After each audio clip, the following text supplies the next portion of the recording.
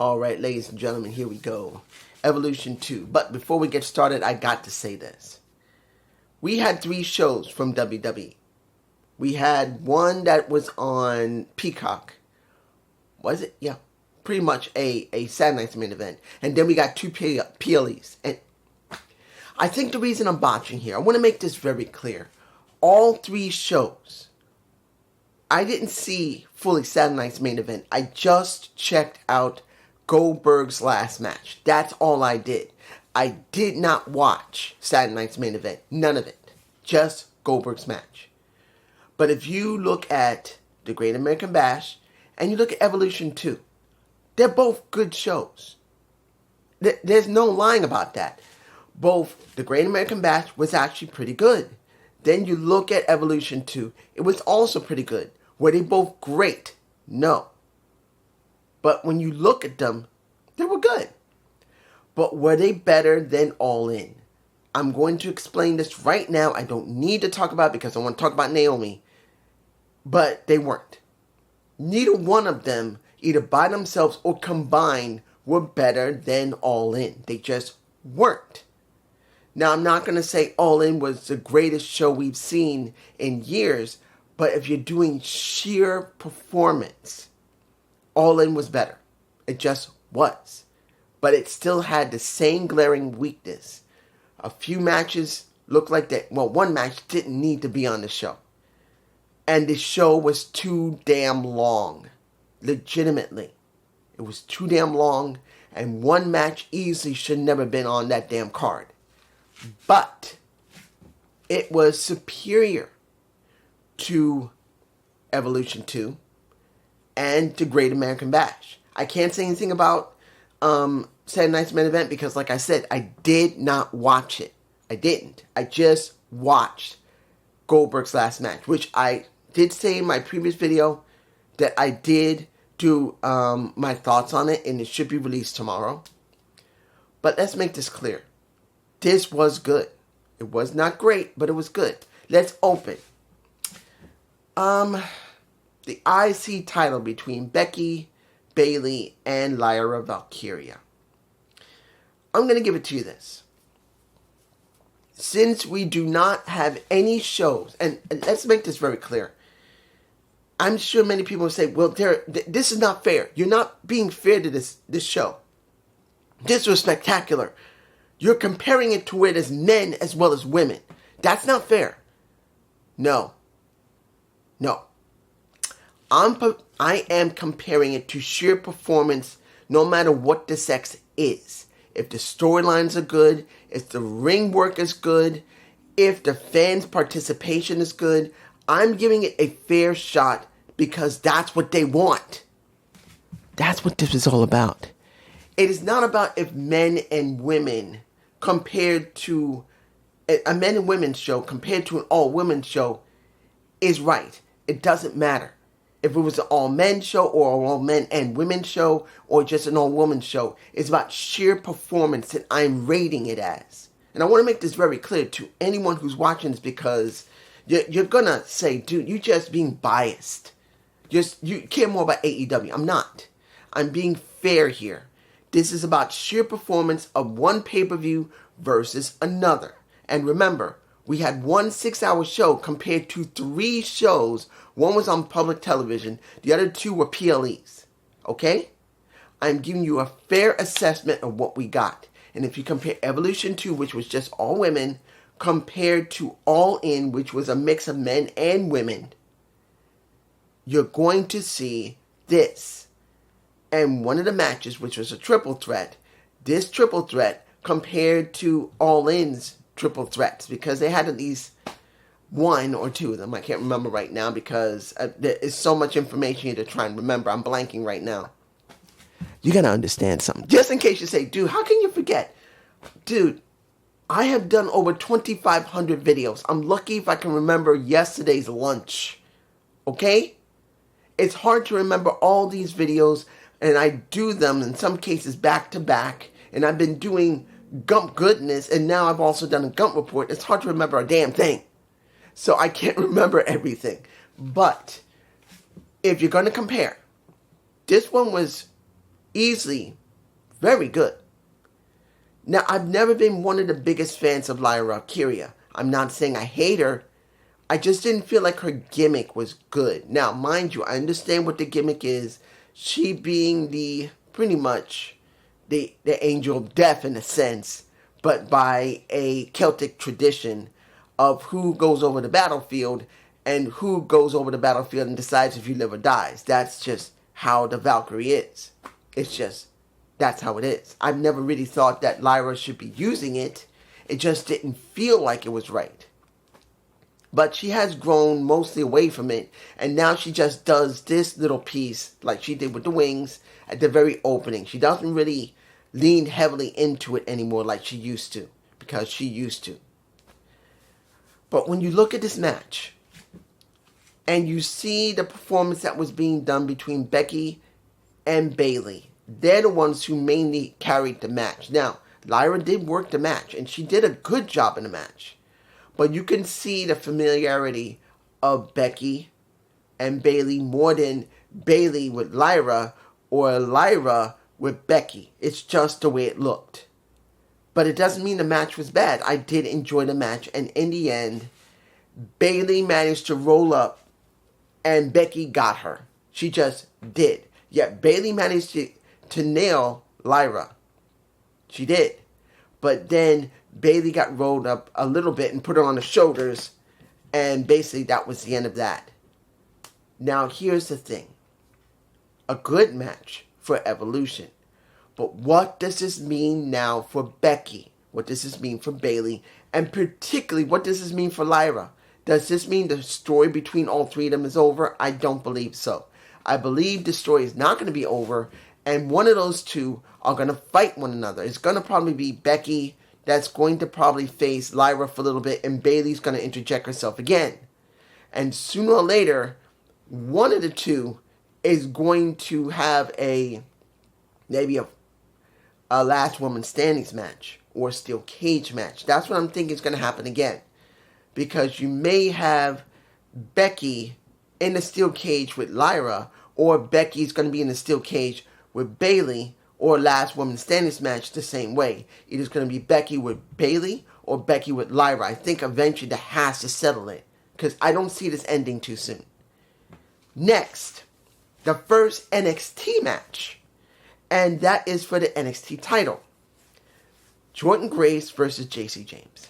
Now, I want to make this clear, and I know not many people like JC James. I know this. There's no way anyone 100% likes JC. Many people say she can't talk very well, she can't wrestle very well. Her storyline right now with Fatal Influence isn't very fun or enjoyable. I know that some people are like that. But if you look at it objectively, she has been consistent with I'll say it like this. Her and Fallon Henley have been very consistent in the way they worked.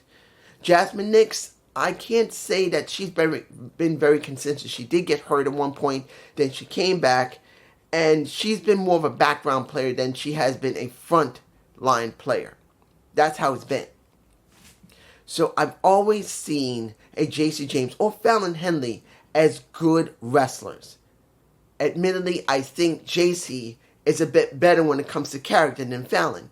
But at this point, because she's been the Fatal Influence and she is a heel now, she was here. She's more like here, but I still feel like JC James is still a bit better as a heel than Fallon is. It's just how it is.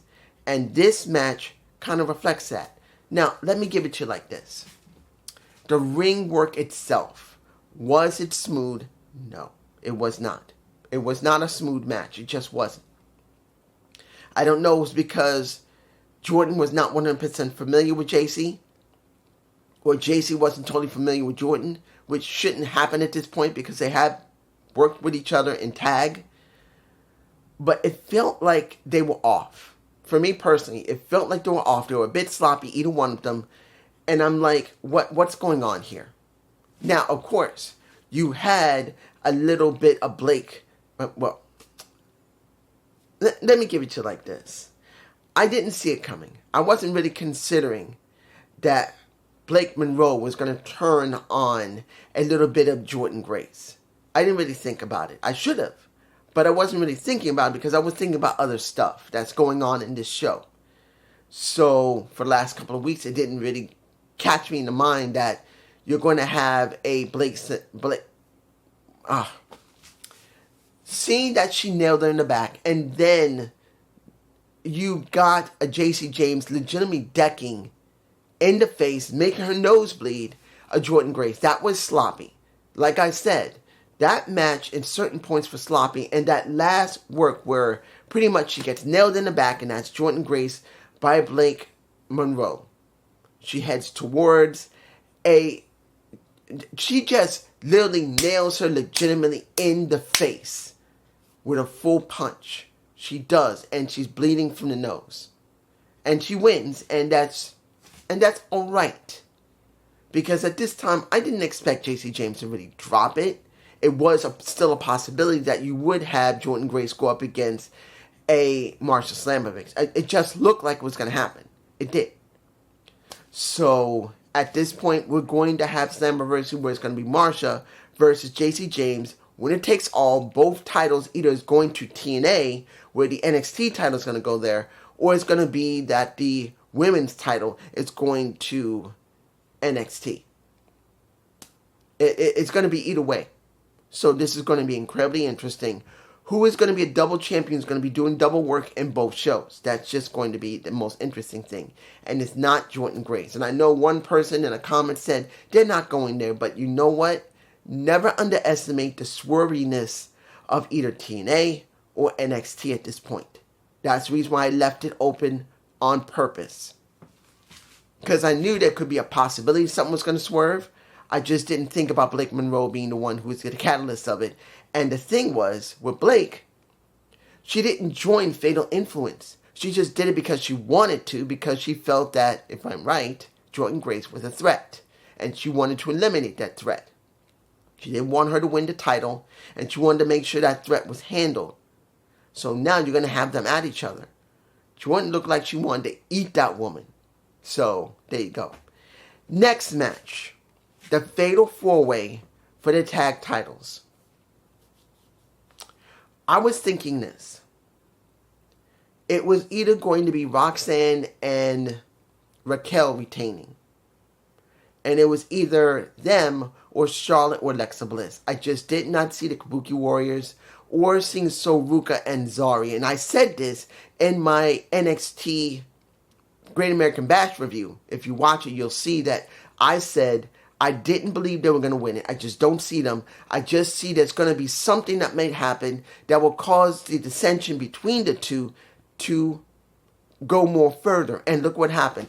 Once again, because Zarya tried to spear someone who Soruka tried to get in position, again she spears some. Instead of spearing somebody, she spears Soruka again.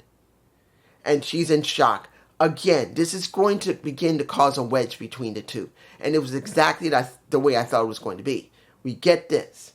But then you see that Charlotte Flair is doing everything she can to work with Alexa. And this time, as that move was about to be done, Alexa gets pulled out of the way. She saves her. So this is showing that these two are supposed to be getting a real relationship between each other. And do I believe it? No. No. I'm being honest here. If you compare the look of Charlotte and Alexa Bliss looking like they're really a partnership or tag team compared to Victoria Crawford, and I know you're going to be saying, really? Yes. Victoria and Tessa Blanchard. I believe Tessa Blanchard legitimately likes Victoria in real life, and Victoria really likes Tessa in real life, because sometimes you just can't hide that you're enjoying your time with somebody. And when it comes to Alexa and Charlotte, I'm not seeing that. Not because they're not trying to play into it when you see Charlotte smile on and off, but it looks like a fake smile. It looks like she's trying to make sure that this story works. Even if they're friendly to each other, I'm not buying it. It just doesn't feel legitimate. That's how it is with me. But now, you get Roxanne still being the champ given that opportunity because of Nick Aldis. And I'm fine with it. But let's be honest here. What would you rather see? Raquel and Roxanne? Or would you rather see Charlotte and I know people do not want to see Charlotte and Alexa Bliss get a title. But let's be honest. I'd rather see Charlotte and Alexa Bliss have these titles than go after the IC title or the US title and the World or WWE Championships. I'd rather see them deal with this because it's low enough of a tier title. They get TV time. They get to do matches. And they're not hogging up those 4 titles. They're not hogging up the World and WWE and not hogging up the Intercontinental and US titles. That's what I like to see. They're not hogging them up, either one of them. They don't need either of those titles. They just need to be on TV because people like them or people hate them. And they want to cheer boo them. And that's easily fine. That's what I thought. Next. The Women's WWE Championship. Tiffany Stratton versus Trish Stratus. I'm going to be honest here. Let's make this very clear. This is one of the 3 matches actually. One of the 3 matches we got on this show that was singles. And I can't deny that I had to compare it to Mercedes and Toni Storm. There's no way I could not. When it came to Jordynne Grace and J.C. James, I had to compare it. No match. There's no way you can honestly say that match between Jordynne Grace and J.C. James was superior to Mercedes and Toni Storm. It just wasn't. And I had to compare it here. Tiffany Stratton versus Trish Stratus. And honestly, the same thing. Did it look good though? Like Jordynne Grace and J.C. James, the match was not trash. It was good. You can still see that Trish can still go decently well in the ring. And let's be honest, it's hard not to stare at those tits on either one of them. Both of them are showing enough tits that you just want to grab and squeeze them. But if you get past the sexuality of both women, which they're showing on display purposely to attract you, if you look at the story they had, because when it came to J.C. James and Jordynne Grace, there was no real story. It's just setting up to Jordynne try to become an NXT champion.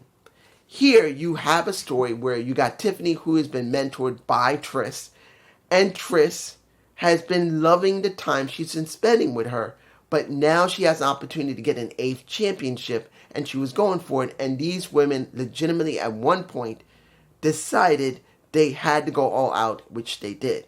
Now, who was better? Of course, it was Trish. I'm lying. It was Tiffany. Tiffany was a much better going all out than Trish Stratus. I'm sorry. Trish looked good in the ring. She was not that bad, actually. But if you gotta see the real truth of it, you can see Tiffany was holding back on some of the stuff she was doing. Because Trish just can't keep up with her 100%. Next to her style not really being compared to her, because her style is not like Lita's or well, let's give it like this. Trish Stratus versus Victoria. Tiffany is not like Victoria. She's not like a Mickie James either. The closest would be Lita, but Lita never went as far as being of gymnastic ability, because when you look at Tiffany, she's more of a gymnast than a high flyer. That's what she is. And you're going to say, well, it means the same thing. No, it doesn't. There's a difference between someone going and doing heavy risks, which, like what happened with Lita when she snapped her neck all the way back and jacked that shit, compared to Tiffany, who has been trained doing tumbling, doing backflips, doing front flips, doing cartwheels, and all of that as a gymnast. She was trained to be able to handle that much better than Lita, who had to be taught major wrestling and wrestling moves, but then added a high-flying aspect, which could be a backflip, or could be a cartwheel, or could be a front flip. That's the difference. And you could see it as Tiffany was working the match. Now, do I believe... how can I say this? Would it have been possible for Trish Stratus to win the title and to defend it. Yes. But do you want a 40-something-year-old Trish Stratus to be the current champion? Because next to having kids, do you really want to try and stick to the past instead of trying to build the future, no matter if they're on another woman's show or they do Raw, SmackDown, or NXT? Do you want that? And they chose no. But people loved Trish Stratus. They were cheering for her after the match was over. Of course, Tiffany didn't hug her or shake her hand or anything. That was it. Wasn't bad. But it could not compare to the match I said earlier. Next, the match that I thought was not going to be good. I did not expect this match to be good. No holds barred. Jade Cargill versus Naomi. I'm going to be honest here. I did not expect Naomi to win, and I was 100% right. I did not expect Naomi to win. There was no way she was going to win. They are still trying to build Jade as a monster, and there's just no way they were going to let her job. And once you got Bianca there, which you really thought that she may just pick sides or become a heel and either join Naomi or nail Naomi, or she would do something to Jade and nail her as well. The most she acted like was just hurt inside because of the look she had when she held up her arm. And that is Jade Cargill, who won the match. She just looked like she couldn't stand seeing two people she loved very much fighting one another. That's the look she gave. And to be honest, I really believe she is... Let me give it to you like this. She is end of life as a face. She is end of life. She needs to turn heel. It is time. She's been a heel 0 times. She's been a face the majority of her run. And she, as a face, is boring. Now, mind you, people still love her. And I want to make it clear. Just because I think she's boring does not mean it's for everyone else. But let's be honest. Do you want a face to do the same thing she's been doing for a while, or you want to see it change up? I'm just saying. Now, was the match good? Because I haven't said anything yet. Well, I'm going to be honest here. The one who carried that match was Naomi. It was Naomi. I'm not going to tell you that Jade Cargill is total trash in the ring. She's not. But she still looks very awkward in the ring sometimes. She does good strength work, but honestly, she doesn't feel like she can really tell a good story in the ring. She can follow a story. That's the one thing I want to say. She can follow a story someone gives her, like Naomi. Naomi is seasoned enough as a 15-year vet that she can easily guide a match. Particularly after she left the company and went to Impact Wrestling / TNA. She really, in that time she was there, changed her style a lot. I know people say, no, she didn't. Yes, she did. She became more of a ring general than she did before. She's like Eli Drake, the LA Knight. I always thought he was almost there. He just needed to become a ring general. And I felt that he had the look, he had the charisma, he had the gift of gab. He could wrestle, but he wasn't a ring general. There's a difference. Naomi has now become a ring general. She's just like Eli Drake, who is now LA Knight. She knows how to guide the match. She knows how to make it look good. And look what happened. They went around the ring. They went outside. They went inside. Eventually, Jade beat her ass. It's just as simple as that.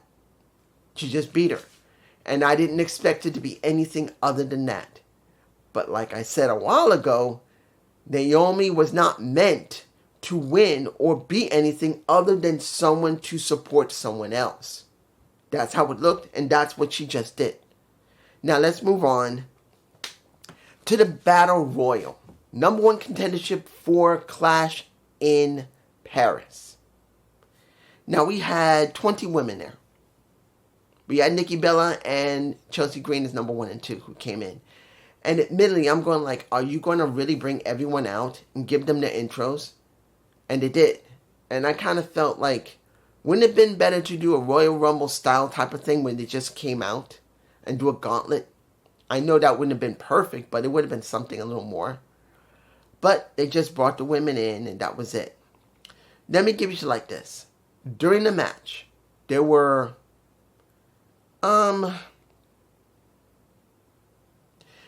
three women, pretty much three. I believe there was three, two or three, that I felt looked the best. The first one was Miss Parker. Miss Jada Parker looked good. She got, I think, one or two women thrown out of the ring. I can't be sure. I think she threw out at least one. She looked good, but she did get thrown out.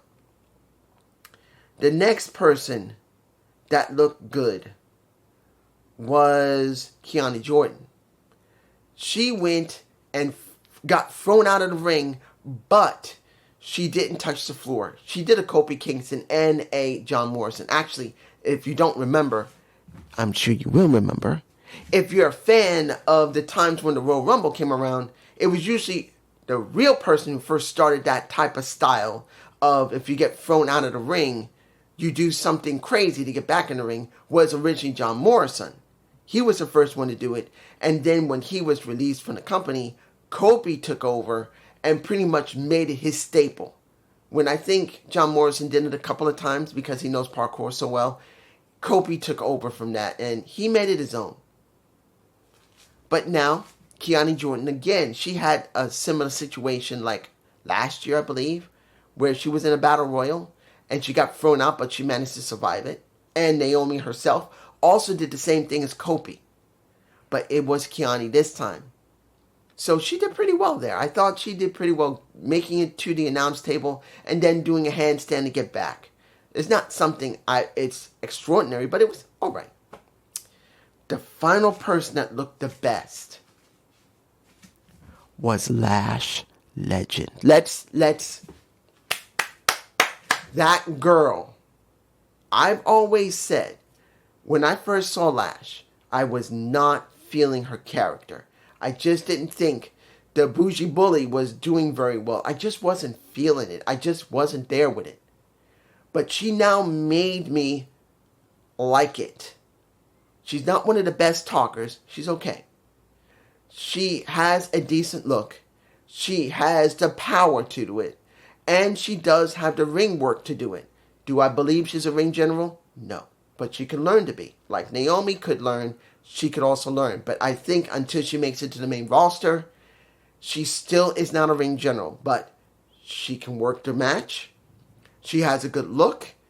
She can talk pretty well. She has done very well for herself. She made it to the end of that match where it was, how many people was left? Nia Jax, Lash herself, and Stephanie Vaquer. And let's make this very clear. And I know you're going to say, dude, you really don't like her, do you? I didn't say that. I want to make it clear. Julia and Stephanie were in this match. Stephanie, I don't remember if she's the one who eliminated Julia. I don't think she was. She might have been. I don't remember. But Stephanie was the one who was last with Lash Legends. And honestly, alright, when was Lash? Where's Lash? Lash was number 8, and Stephanie Vaquer was number 19. That came into the ring. Not that was running anything, but just came in the ring. And I want to make it very clear. I truly believe Lash should have won that match. Honestly. But I know people are going to say, dude, you can't be serious. Lash Legends? No. I mean it. You look at Stephanie Vaquer. What are they doing with Stephanie? They just give her accolades. Doesn't it sound a little familiar? Look what just happened. You got Stephanie after she won, standing face to face with Stephanie McMahon. And Stephanie spoke a little bit of Spanish. And she said she loves wrestling. That's her first language, because her second language is English. She's never talked English. It's not her first language. But I'm going to be honest here. And I'm being honest here. Being part Spanish myself, being part Puerto Rican, I can see why people would love her so much. Now, I know she's from Chile, but let's make it very clear. There's only one reason Stephanie won that match. Only one. And it's not because she's the best female wrestler. It's not. I'm sorry. If you don't agree with me, that's cool. But I'm being honest here. I didn't want to get cut off. I stopped it immediately. I'm being honest here. The only reason she won that damn match is because AAA has been purchased by Silver Lake WWE. That is the truth. It's not that she can't wrestle. It's not that she doesn't have some level of charisma. She does. But like I said, she has no character. Zero character. She's just like Julia. They're just international wrestlers that have become super popular, and they threw them into the main roster because of their popularity. And they're not booking them with a storyline properly or character properly. They just let them just do the wrestling. And I've said this before, and I'll say it again and again and again and fucking again. It doesn't make a difference what the hell you do outside the company or any promotion. I don't care. It counts what they do with you when you're brought there. It counts how they book you. It counts how they build your character. It counts how they make your charisma, your mic skills, and your look mean something. Make you relevant. And the only thing she has, and this is not against her, this is what the company has done. This is what Triple H has booked. Triple H has booked a woman who is from Chile, who's an international star, has worked in AAA. She's worked probably CMML. She's worked to other promotions in the world. And that's it. She has no character. And they're not booking her to try and build character. They're not trying to book her to build charisma. She has some, yes, but it's not enough. And sooner or later, people are going to realize this, particularly when they're not pushing her anymore, that they literally dropped it with her like they dropped it with Julia. Because look how Julia is being treated. Julia, yes, is a U.S. champ, but what is she doing? Nothing. It's the truth. It's the exact truth. I know you're not going to agree with me, but it is the truth. Where has she done any stories? She's done no stories other than with Stephanie. Julie's only had a story with Stephanie. Stephanie's only had a story with Julia. And both of them had a short story with someone who's much more developed and much more older and over. Well, not older, but much. Jordan Grace is the one they worked with and made the story they had more interesting because Jordan has been developed by TNA, has worked NXT, and made both of them look more relevant when she was trying to go after the titles. And again, she loses. I'm just saying. That's just the damn truth. Whether you like it or not, it don't make no difference. More power to you if you believe that Stephanie and well, I want to make it clear, I don't hate Stephanie again, and I don't hate Julia, but they have not been built at all. Just going after the international positions, and sooner or later that's going to fade. Now the final match, which I felt was, of course, the match of the night. It was. Because of the story and because of the wrestling itself. But again, I had to compare it to Mercedes and Tony. I had no choice but to compare them. Because this is the third women's match that are singles. It's for a title, just like them. And was the performance between... I want to make it clear. I still love Mommy. I still love Rhea Ripley. And I do love Io Sky. She is a good wrestler. She has a good personality I do like. If she was single, I'd say, please be my wife. And if she said yes, she would be standing right here next to me, or she would be on the phone right now saying, hey, this is my husband. If she was willing to be with someone like me. But, let's make this very clear. Io Sky versus Rhea Ripley was the best match of the night. It had a decently good story because of their NXT history. And this is something not all the women had. This had a good story behind it. What happened with Tiffany was okay-ish because it was a mentor she was working with. And Naomi, it was a story because of what was going on between Bianca and her and Jade Cargill. Jade and her, that was a decent story. But this one goes back years. Many years back in NXT when Io was still there and Rhea was still there. And then after that. So there was a strong story there. You may not agree with it because you wish there's a little bit more, but it was a story that we had. The match was fine. Seeing that in the very opening of the match, that Io could outmaneuver a Rhea Ripley, who tried to use power to overwhelm her, but Io used her agility and her gymnastic ability, because she was flipping everywhere to try and avoid from getting totally overwhelmed physically. And she going like this. That's one of the things I like about her. I will tell you, it worked. And then when the drop kick from hell from Io Sky nails the ref gets nailed and rolls outside the ring, and Rhea just basically loses her shit. She knew she had her, and they were counting, and there was no ref, and she's losing her shit. And then she takes Io on a ride outside the ring, fighting amongst the fans. And Io eventually gets back at her, decides to go more than 20 feet on 2 stacks of equipment, container equipment, and lands on Rhea. They both are spent by the time they get back in the ring. And who comes out? My girl. My girl Naomi comes out, cashes in her Money in the Bank, nails Io in the face, and does her split moonsault on Io, ends it. She's now champ. She is now the World Heavyweight Champion. She got it. She won it. And you could see after that both women were so frustrated. They felt so cheated, but they couldn't do anything about it. Io and Rhea busted their ass in that ring, and everyone loved it. Everyone appreciated it. When they both got up and Rhea grabbed Io, I don't know if I'm going to put any images in this. Maybe I might. But Io and Rhea are basically hugging each other in this image. Flat out. If I have any images in this video. We